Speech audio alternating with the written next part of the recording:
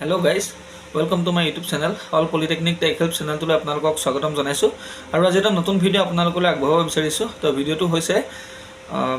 আমাৰ যিসকল অসমত থকা আত্মসহায়ক গোটৰ মহিলা আছে তেওঁলোকৰ বাবে বৰ্তমান অসম চৰকাৰে 40 লাখ গ্ৰাম্য মহিলা উদ্যোগীলৈ 35,000 কোটি টকা আগবঢ়াইছে আৰু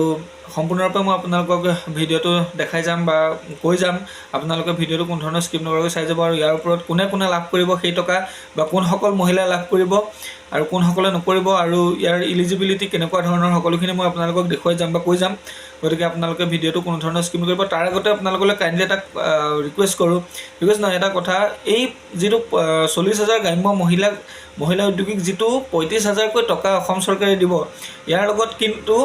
জড়িত হৈ আছে মুখ্যমন্ত্ৰীৰ যিটো অমিত বৃক্ষ আন্দোলনৰ বৃক্ষ মানে গছপুলি সেই গছপুলিটোৰ লগত প্ৰায়খিনি কথা সম্বন্ধীয় আছে যেহেতু এই পইচা লাভ কৰিবলৈ হ'লে সেই মহিলাসকলে সেই সময়ত অমিত বৃক্ষ আন্দোলনৰ গছপুলিটো সম্পূৰ্ণৰূপে ভাল হৈ বা জীৱিত অৱস্থাত থাকিব লাগিব আৰু তাৰ আপুনি প্ৰমাণ দিব পাৰিব লাগিব আৰু সেই বিষয়ে মুখ্যমন্ত্ৰী ডাঙৰীয়াই নোটিছ যোগে জনাইছিল সম্পূৰ্ণ নোটিছ আপোনালোকক দেখাই দিম আৰু এই বিষয়ত বা এই স্কিমৰ বিষয়ত মুখ্যমন্ত্ৰী ডাঙৰীয়াই কি ধৰণৰ মন্তব্য কৰিছিল সেয়া আপোনালোকলৈ সম্পূৰ্ণৰূপে মই আগবঢ়াই দিম দেখাই দিম তো গাইজ আহক আমি আজি ভিডিঅ'টো আৰম্ভ কৰোঁ আৰু ভিডিঅ'টো আৰম্ভ কৰাৰ আগতে আপোনালোকক কওঁ যে মোৰ চেনেলটো ছাবস্ক্ৰাইব কৰিব আৰু ভিডিঅ'টো লাইক কৰিব শ্বেয়াৰ কৰিব যাতে সকলোৱে গম পায় আৰু অসমৰ যিসকল মহিলা আছে তেওঁলোকে গম পায় বা গোটত থকা আত্মসহায়ক গোটৰ মহিলাসকলে যাতে গম পায় আৰু ভিডিঅ'টো কাষত থকা ছাবস্ক্ৰাইব কৰি কাষত থকা বেল আইকনটো দবাই ৰাখিব যাতে মই দিয়া ভিডিঅ'খিনি আপোনালোকে সকলোতকৈ আগত পায় তো গাইজ আহক আজি আমি ভিডিঅ'টো আৰম্ভ কৰোঁ তো গাইজ আহক আজি আমি ভিডিঅ'টো আৰম্ভ কৰোঁ আৰু ভিডিঅ'টো আৰম্ভ কৰাৰ আগতে মই আপোনালোকক মুখ্যমন্ত্ৰী ডাঙৰীয়াই অসমৰ যিসকল আত্মসহায়ক গোটৰ মহিলা আছে মহিলাসকললৈ দিয়া সেই নটিছটো আৰু সেই নটিছখন আপোনালোকক সম্পূৰ্ণভাৱে দেখাই ল'ব বিচাৰিছোঁ আৰু আপোনালোকে ভিডিঅ'টো কোনো ধৰণৰ স্কিপ নকৰাকৈ চাব নহ'লে কথাখিনি বুজি নাপাব বা নটিছখনত যিখিনি কথা আছে সেইখিনিও আপোনালোকে বুজি নাপাব গতিকে আহক ইয়াতে চাব ইয়াতে লিখা আছে চাওক 40 লাখ গ্ৰাম্য মহিলা উদ্যোগীলৈ 35,000 টকাকৈ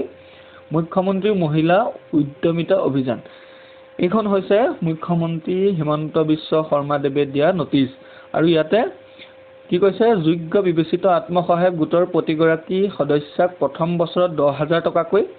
পৰৱৰ্তী দুবছৰত চৰকাৰ আৰু বেংকৰ পৰা 12,500 টকাকৈ মুঠ 25,000 টকা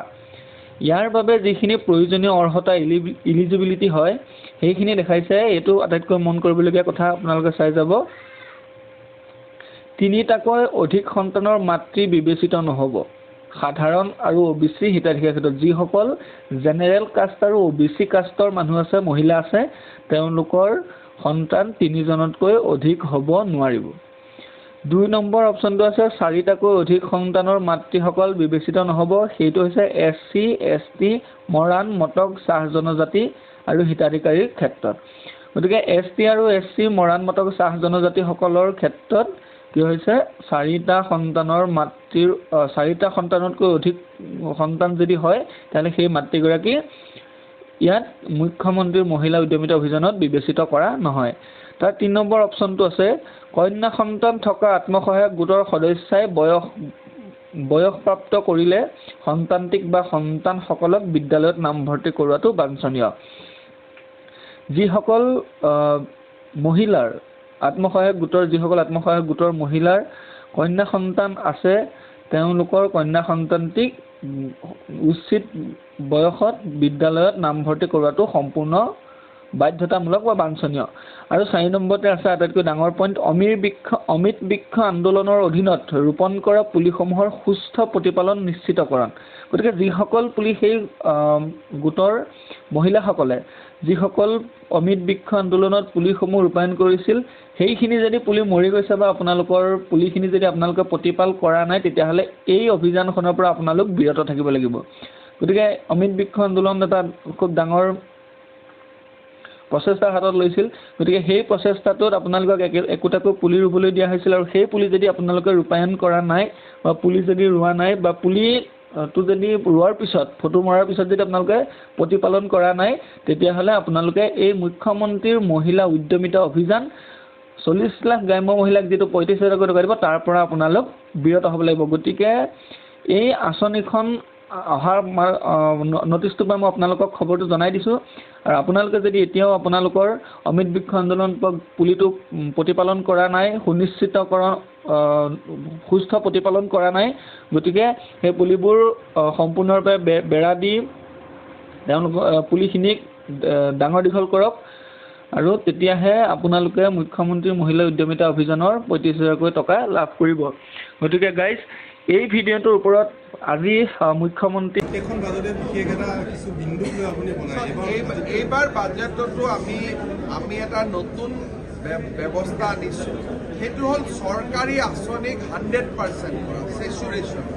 গতিকে আমাৰ বাজেটখনৰ চেচুৰেশ্যনৰ কেন্দ্ৰবিন্দুত আমি বাজেটখন বনাম। তাৰ বিষয়ে আজিও আমি অলপ আলোচনা কৰিছোঁ, আপোনালোকে ৰূপৰেখা পাব, যাতে কোনো মানুহে ক'ব নোৱাৰে মই আঁচনিটো পোৱা নাই। আমি আঁচনিসমূহ 100% সাৰ্বজনীন কৰাৰ চেষ্টা কৰিম। তো বন্ধুসকল, আপোনালোকে যদি ভিডিঅ'টো চাই ভাল পালে তেনেহ'লে ভিডিঅ'টোত লাইক কৰিব, শ্বেয়াৰ কৰিব, ছাবস্ক্ৰাইব কৰিব আৰু কাষত থকা বেল আইকনটো দবাই ৰাখিব যাতে মই দিয়া ভিডিঅ'খিনি আপোনালোকে পাই থাকে। তো গাইজ ভিডিঅ'টো আজিলৈ ইমানেই আছিল। Thank U.